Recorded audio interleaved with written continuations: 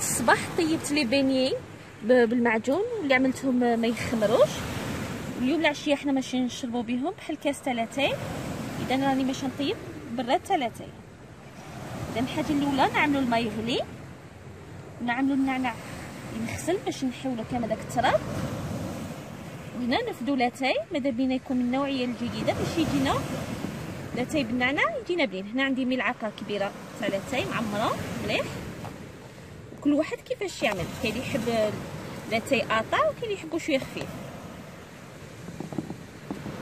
نبدا نشلوه نعملو شويه كميه من الماء. بسم الله.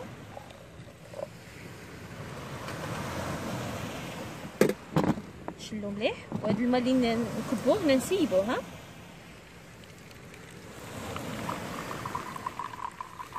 نشلو المره الاولى نعاود نزيد نشلو المره الزوجه. خاطر لاتاي وسخ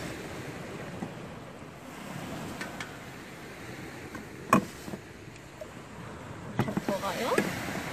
وهاد الماء اللي راه في الكاس البنفسجي ملي عطيتكم نسيبوه.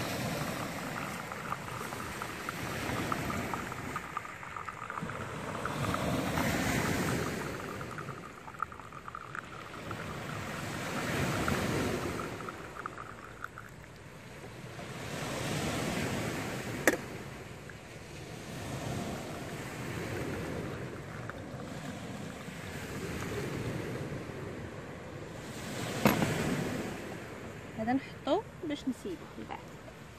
اذا الان نفوت نعمر بالماء كامل براد.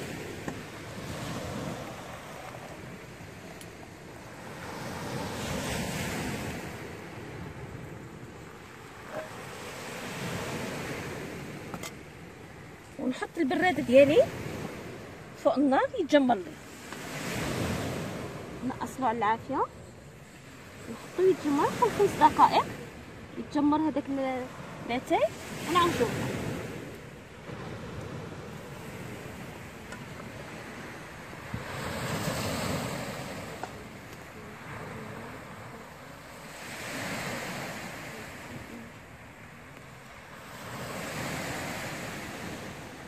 اذا فات 5 دقائق وهذاك لاتاي يغلي. شوفوا نحسوا بلي في الماء ديالو راه ولا لنا قاطع وحذاري فيضلكم مره حركوا عليه. اذا كي يغلي لنا صاي نطفي عليه مباشره نزيد السكر. هنا كل واحد يحلي كما يحب. انا نعمل 2 معالق كبار نعاود ندوقو. نخلط السكر يذوب لنا قدامو سخون بصح راني طفيت على النار باش عاد نضيفلو النعناع.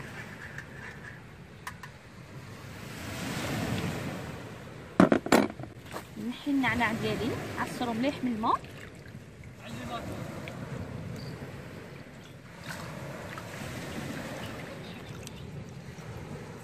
اذا نطحي في البراد ونخليه يزيد يطلق لنا البنه تاع النعناع ونشربوه ان شاء الله بالصحه والهنا.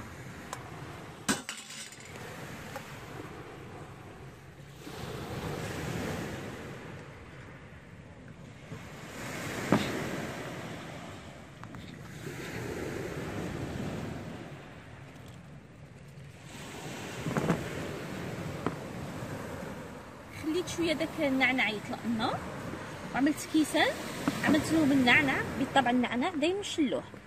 والان فوتوا باش نسربيوه حل كويس باش نشربوه مع هاد لي بيني.